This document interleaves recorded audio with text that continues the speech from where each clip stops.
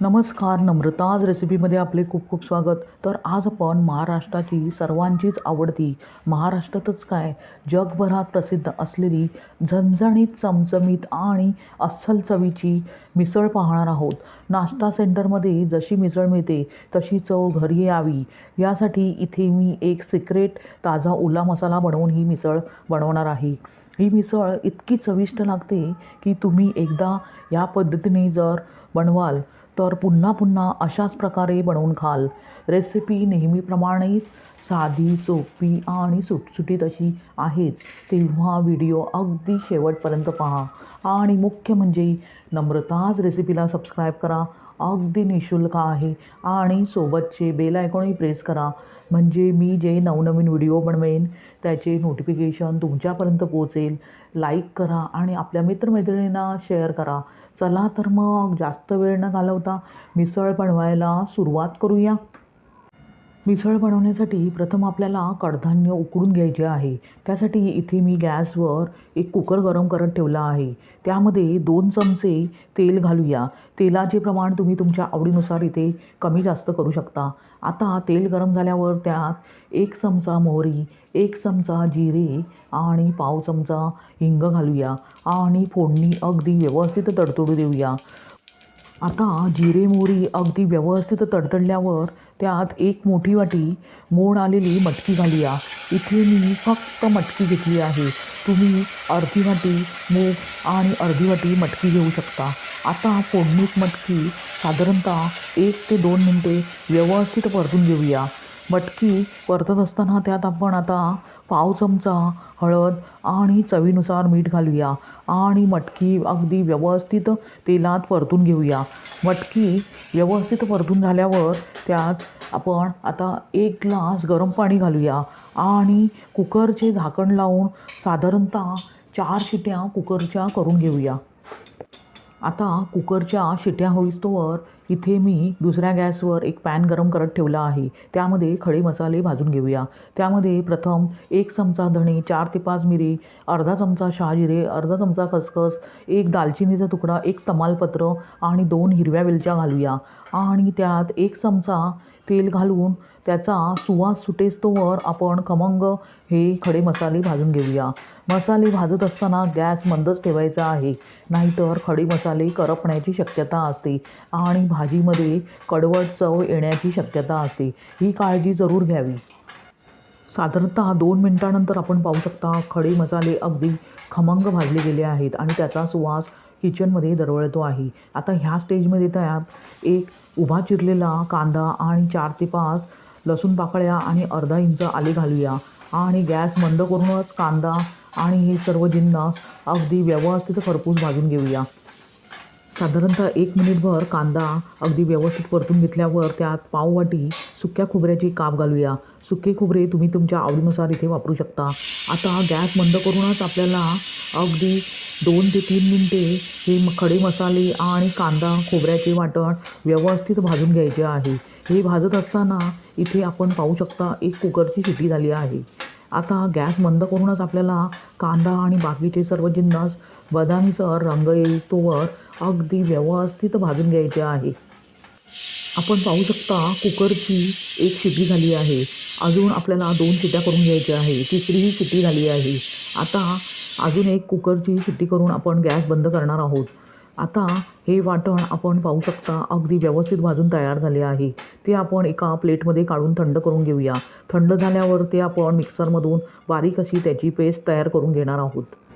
आता मिक्सरच्या भांड्यात जे आपण खडे मसाले आणि बाकीचे जिन्नस भाजून घेतले होते ते वाटण आपण घालूया आणि पाणी न घालता मिक्सरच्या भांड्याचे झाकण लावून सरसरीत असे वाटण प्रथम वाटून घ्यायचे आहे.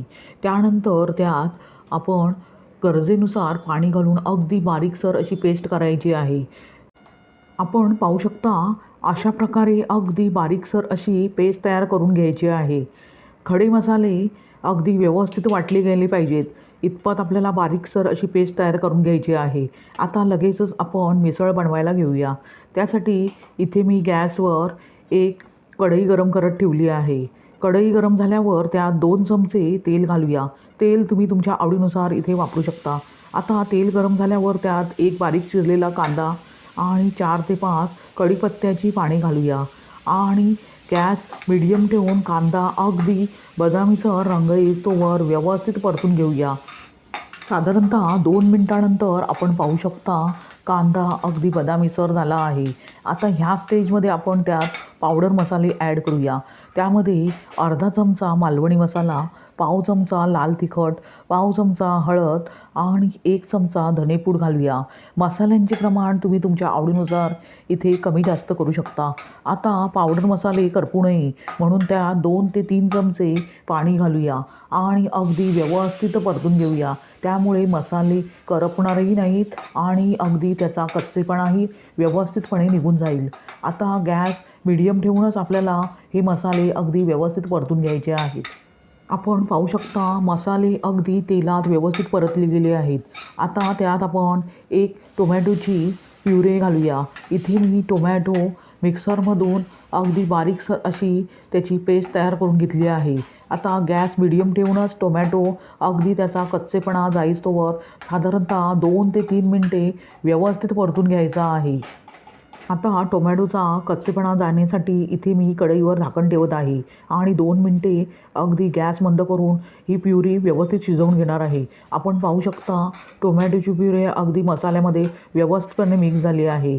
आता ह्या स्टेजमध्ये जे आपण खडे मसाल्याचे वाटण तयार करून घेतले होते, सिक्रेट वाटण, ते आपण घालूया आणि गॅस मीडियम ठेवून आपल्याला हे वाटण मसाल्यात अगदी व्यवस्थित परतून घ्यायचे आहे। वाटण अगदी व्यवस्थित भाजून घेतल्यामुळे इथे आपल्याला जास्त वेळ ते परतण्याची गरज नसते।